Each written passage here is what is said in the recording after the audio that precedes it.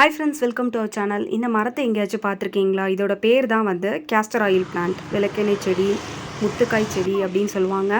இதோட இலைகள் பார்த்தீங்கன்னா நிறைய ஸ்டார் மாதிரி இருக்கும்.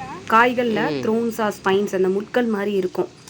இந்த காயிலேருந்து எடுக்கக்கூடியதாங்க விளக்கெண்ணெய் கேஸ்டர் ஆயில்னு சொல்லுவாங்க. இந்த கேஸ்டர் ஆயிலோட யூசஸ் தான் இன்றைக்கி பார்க்க போகிறோம். முகத்தில் இருக்கக்கூடிய அந்த இன்ஃப்ளமேஷன், போர்ஸு, இது ஸ்வெல்லிங் ஆகிறது, இது எல்லாமே குறையக்கூடியது. நெக்ஸ்ட்டு பார்த்தீங்கன்னா நிறைய நார்ச்சத்து உள்ள பொருட்கள் எடுத்துக்கிறதுனால டைஜஷனுக்கு ஹெல்ப் பண்ணுங்கிறது உங்களுக்கு தெரியும். ஃபைபர் உள்ள ஃபுட்ஸை எடுத்துக்கிட்டால் டைஜஷனுக்கு ஹெல்ப் பண்ணும். அதனால் சத்துக்கள் எதுவும் இல்லை, ஆனால் வந்து ஈஸியாக டைஜஸ்ட் பண்ண உதவும். அந்த நார்ச்சத்து உள்ள காய்கறிகள் உங்களுக்கு தெரியும். முட்டைக்கோஸ், அப்புறம் வந்து சாலிபிள் ஃபைபர்ஸில் பார்த்தீங்கன்னா ஆப்பிள், சிட்ரஸ் ஃப்ரூட்ஸ் எல்லாமே இருக்குது. அதே மாதிரி இந்த கேஸ்டர் ஆயிலில் பார்த்தீங்கன்னா நல்லா டைஜஸ்ட் பண்ணக்கூடிய ப்ராப்பர்ட்டிஸ் இருக்குது. இந்த கேஸ்டர் ஆயிலை நீங்கள் பருப்பு வேக வைக்கும் போது ஒரு 2 ட்ராப் விட்டு வேக வச்சு சாப்பிட்டீங்க அப்படின்னு பார்த்தீங்கன்னா கான்ஸ்டிபேஷன் ப்ராப்ளம் உள்ளவங்களுக்கு ஈஸியாக ஹெல்ப்ஃபுல்லாக இருக்கும். அதை விட இது வந்து நிறைய ஹேர் க்ரோத்துக்கு நல்லா யூஸ்ஃபுல்லாகும். இதோட காய்கள் எடுத்துகிட்டு நீங்கள் இந்த மாதிரி எண்ணெய் ஆட்டிட்டு அதோட காயை அரைச்சி நீங்கள் பேஸ்ட்டாகவும் ஹேர் பேக்காகவும் யூஸ் பண்ணிக்கலாம்.